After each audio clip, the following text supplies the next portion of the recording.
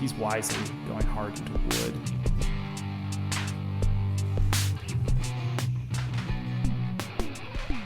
You can see the berries over here. Why is he not gathering food?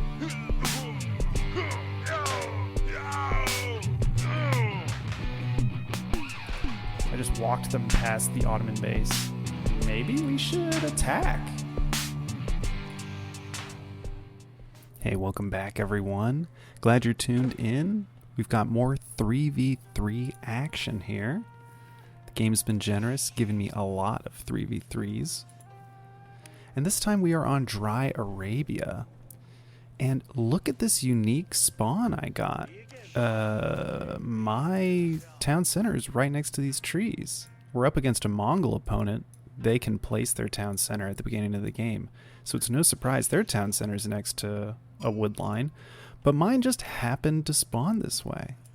Told my teammates, FO Spec playing as the English, and our other ally, OMGX or OMGX playing as the opposite, and they were like, whoa, lucky.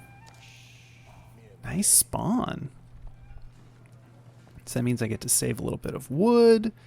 That means maybe we can play a little greedier because we really just have to defend this food and this gold. And that could really be the Barbican and a outpost.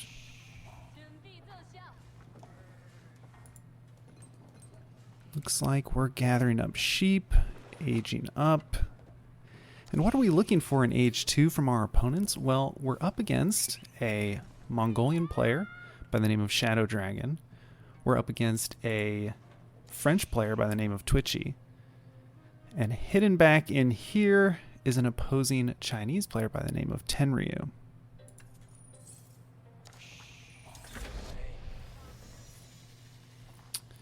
Opposite ally reaching the feudal age. A pretty quick feudal age. Impressive to see the opposite age up that quickly.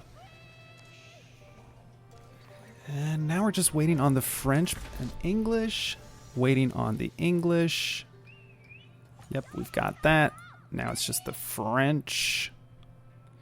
And the French are who we want to watch out for the most. When this school of cavalry finishes, we have to assume there's going to be some royal knights coming out of it, and that's the first threat that we're going to encounter this game. It's kind of weird, since there's so many different civs this matchup. In some of my other 3v3s, it'll be a lot of French players, it'll be a lot of Ottoman or Malian. In this matchup, the teams are so different, it's going to be very difficult identifying what the main threat is. Because if we go through the game and think, oh, the big threat are the French Royal Knights, or the big threat is the Mongol Mangudai and Lancers that are riding around the map, well, it might turn out that it was actually the Chinese player the whole time because he was macroing and playing for the Imperial Age. It's hard to know. So scouting's going to be important. I hope that my allies will be proactive about building outposts on the map, getting scouts out, and just having units in the enemy territory. Of course, right now, we're on the lookout for these Royal Knights. My opposite ally, he understands the issue well. The Knights are here, and our spearman numbers are just too small to be effective against Knights. All we can really do is brace, get a few stabs in on a knight, and hope for the best. And look at what my scout picks up as we see these deer gang gathered. It's a combination of French Royal Knights and Mongol archers moving towards my opposite ally. Probably going to hit the base from this direction. We'll start rallying units that way. Currently, we're in the Song Dynasty, thanks to both of our landmarks, and we're probably going to look to gather stone to get a second town center and also make it up to the castle age. We're going to play a little greedy here. We're actually going to go for these deer back here. You can see the English player also felt a little greedy and decided to take those deer hunts back there. Why not? You might as well consume whatever food is on your side of the map. Here's the threat. Those Royal Knights charging in, they just killed a villager of my poor opposite ally, and he has to retreat. These combined forces are nasty. Yep, these archers can exchange fire, but it's a tough trade. Opposite ally pretty much just has one archery range and one barracks. The units back away, but I think my ally's going to need support. We're going to send a few Jugnu and spearmen to deal with the attack. If they're just attacking these houses, so be it. These actually are hard to destroy because it's the opposite. Don't forget that they get +5 fire resistance to their buildings, so they are harder to burn down. That's why opposite bases always feel like it takes forever to knock them down. English ally, ooh, picking up some villager kills there against the Mongol player. I already see 2 villagers here. Mongols are hard to harass because their villagers can really just hang out near the town center. But it looks like, at worst case scenario, it looks like my ally, FO Spec, he'll at least just burn down buildings slowly with his units. He'll take that as a consolation prize over villagers. We've arrived. Now our combined forces are here to defend. And of course, on the back of all of this, my opposite ally has actually been sneaking stone down here. That's a promising bit of greed on the back end there. Mongol archers are trading out, but archers do not have fun against Jugnu, so I'll just keep them nearby to fire as well. Yeah, they're getting shots. Mongol player, French ally, they are realizing that there's way too many forces here. And maybe neither of them have siege engineering. Mongol player probably waiting for improved siege engineering, the Mongol upgrade. Ooh, English ally. Oh, look at all these villager kills. Wow. FO Spec with some big villager snipes up here. Just look at the bodies. Looks like they were gathering gold and never got pulled. Now these longbowmen are under attack by horsemen, but he's wisely scooting the longbowman away from his man-at-arms so that the horsemen, their AI, will just automatically target the melee units that are attacking them. Yeah, that's very smart by my English ally. We're gauging more French Royal Knights out in the open. Glad this scout is still alive. I think, yep, we've even put down a stables, and we've only been producing, like, scouts from it, really. Unfortunately, knights end up on top of my Jugnu, archers end up on top of my spearmen, and this is an unfortunate turn of events. I'm going to lose my whole army here. All I can really do is merge my units and try to get some stabs off on these knights. Don't think it's happening. At the very least, just run your units a little bit. Buy some time. Look, we maybe could have targeted that scout or something. Would have bought us some more time. Also, it allows your allies more time to notice that your units are maybe on the run. It's easier to see moving units on the minimap than just frozen ones that are dying. Chinese opponent, teching and macroing up. Tenryu is already in the Castle Age, and the French opponent makes it to the Castle Age as well. Turns out it was just some light Royal Knights. I mean, he had only made maybe 5 or 6. And he used the rest of his resources to age up. Yeah, this army's just been tearing it up. Opposite player, maybe a slight overreaction with this army, but at least he was getting the stone on the backside. And yes, he's already up to another town center, although lots of idle villagers. Let's get these guys back to work. Looks like the English army that was up here is getting swallowed up by Mongol horsemen and archers, because the French Royal Knights are picking off reinforcements over here. I should get involved. I need to get my army up there because my English ally needs combined forces. Like, we need to come together. Abbasid looks like they're pretty safe. In fact, they're already aging up. Let's take a look at Income. I'm ahead in stone, gold, and wood. However, the Chinese opponent, Tenryu, looks to have the advantage in food. Overall, Shadow Dragon, the Mongol player, really not gathering anything. Something's going really wrong over there. I know that, we did snipe quite a few villagers, maybe 5 villagers in total for this Mongol opponent. Really struggling to get food. I didn't realize how grim things were for Shadow Dragon. Opposite ally getting a decent amount of resources. I mean, as long as these villagers keep getting produced, this second town center needs to be producing.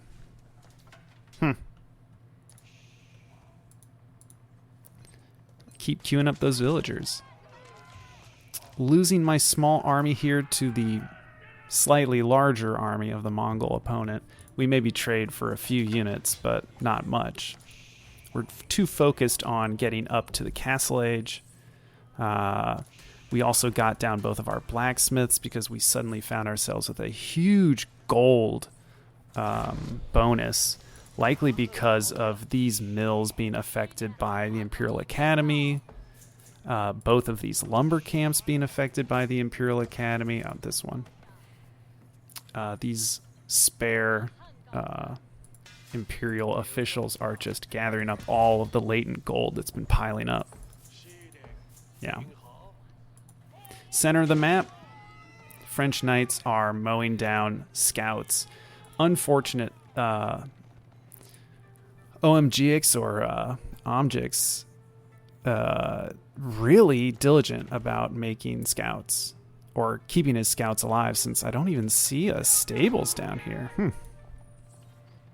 But we've had good vision. We've noticed where armies are moving. This veteran Royal Knight ball is not a surprise that it's attacking this mill. Opposite player actually sent his army all the way out and around and is now in the Chinese base finding villagers, but the villagers scatter. Look what's back here, a huge granary operation with villages nearby that house these villagers safely. Now all of these Mongol archers are here. It's pretty much just a single Chinese clock tower nest of bees, and then all the Mongol forces cleaning everything up. Though it looks like, okay, the opposite player was wise and sent the remaining units off to maybe find something else on the map. Maybe traders? Could be something back here. Might as well keep scouting. That's kind of the theme of this game. If your army is engaging, whether they win or lose, try to break small bits away. I think in team games, it's tempting to make one big death ball that will just roll over the map and kill your opponents one by one. But really, it's sending small groups of units out on the map to find where people have been greedy or sloppy. You never know where you're going to find a huge cluster of villagers, so why not move your units around the map as much as you can? Look, we sent some spearmen this long way around the map, and we found the silver tree from the Mongol opponent, whose economy is stabilizing, but not quite as strong as the opposite player. Our opposite ally really came through that early aggression a lot better than the poor Mongol player, who lost several villagers and a few buildings. We're going to ignore the Mongol landmark.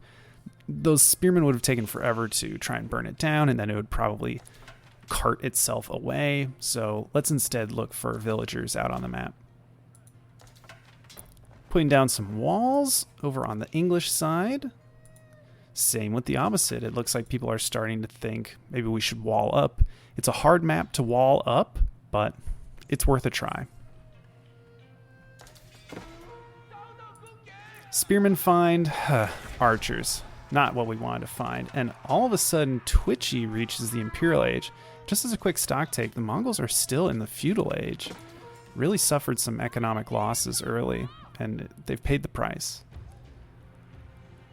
How Twitchy made it to the Imperial Age so fast, I had to check. wisely used the Guild Hall bonus. They got the Guild Hall as their third landmark and switched it to generate gold. Built up a big stock of gold, cashed all that in, and then leveraged it to go into the Imperial Age.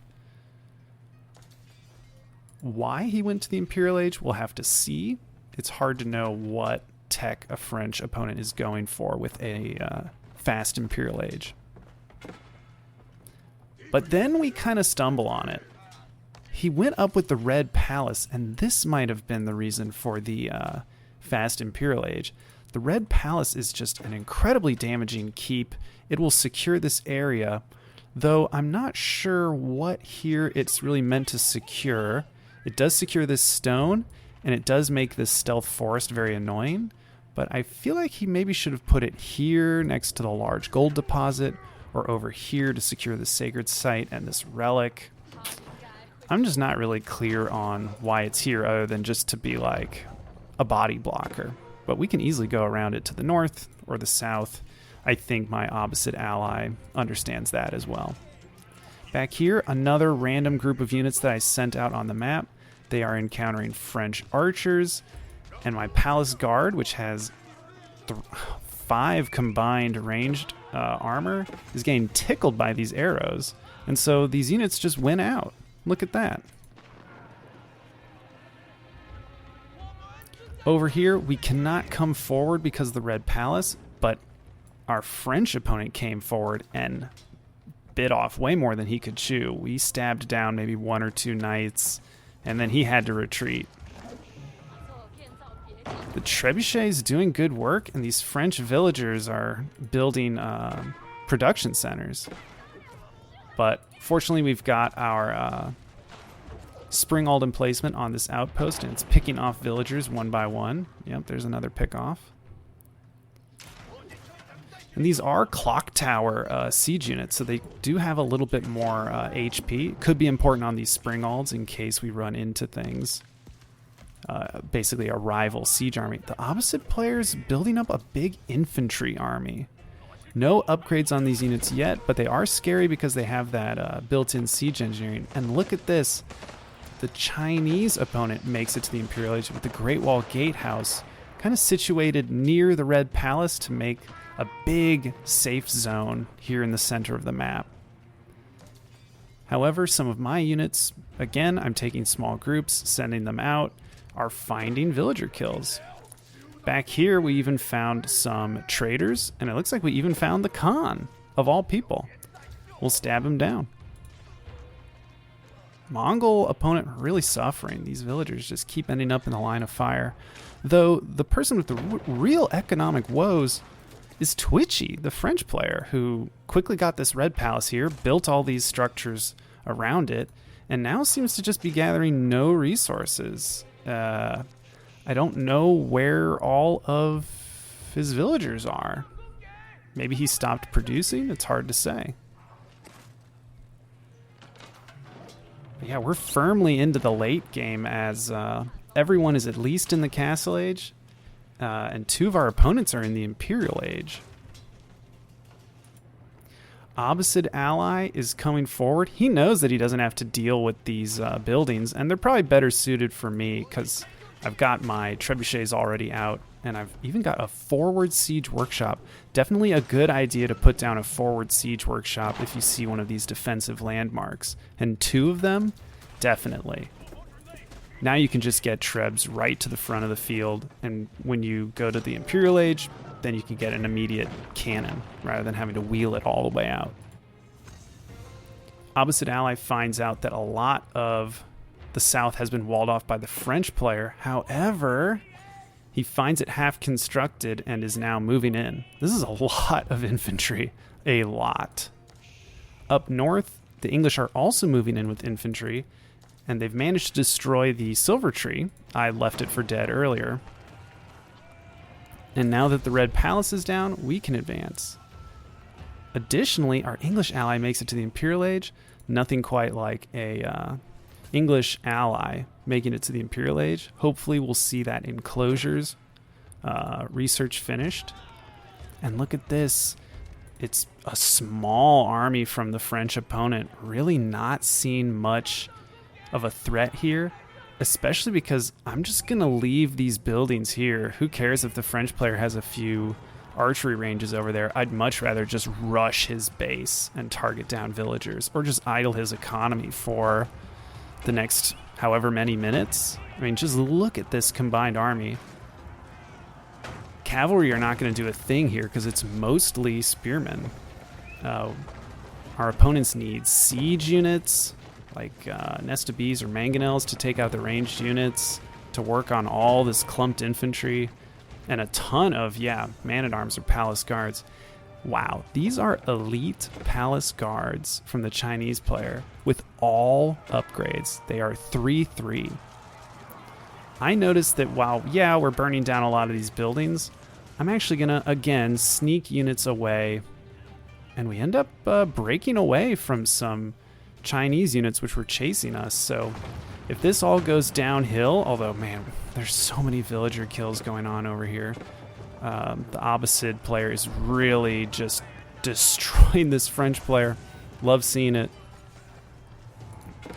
And I think if they destroy this town center, then the game will be over for them. But my units find a bunch of Mongol villagers gathering gold.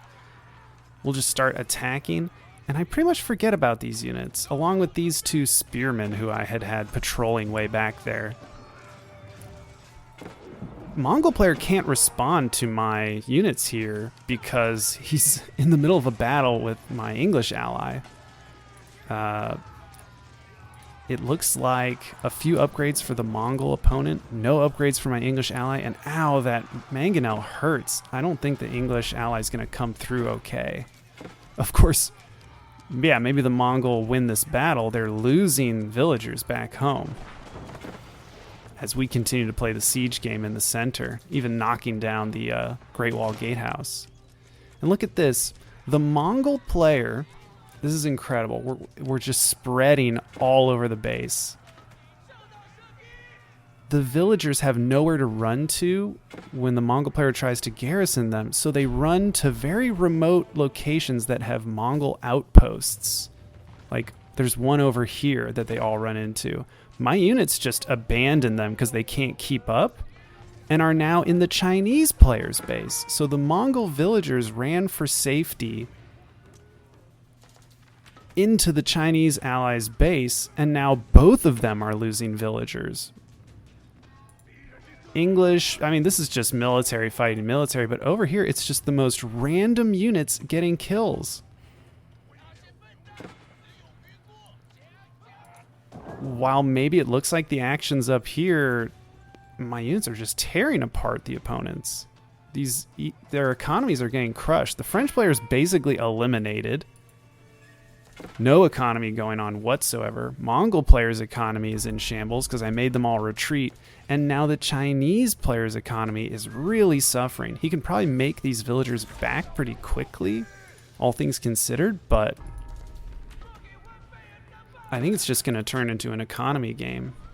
Right now we can see Twitchy, still tons of resources, but probably no way to build units. Chinese player is actually beginning to run out. This is only maybe another army. And Mongol player maybe only has enough for another army, while the English ally, FO spec, has more food than... Oh, wow, yeah, just spamming out infantry. Yeah, it's just man-at-arms and spearmen. Opposite ally is getting lots of stone, probably making a farming transition. Yeah, there's a big farm transition. Wow. Opposite player just spending pretty well. Yeah, making lots of siege units, I see. Finally, the last of my units are cleaned up. Actually, this spearman's probably going to get a few more. Just look at that. Wow. The like 10 units, 12 units that I sent up here into this Mongol player's base, they spread like wildfire through all of these bases and just killed so many villagers. That was the most cost-effective diversion of an army I've ever done. This was a wild match. Didn't even really get to play much of the religious game, although we are securing all the sacred sites. I think this was won thanks to a pretty ineffective attack on the Abbasid ally here, and then just a bunch of random villager kills from my small army that made it behind enemy lines. Hope you enjoyed the video. I'll catch you for another 3v3.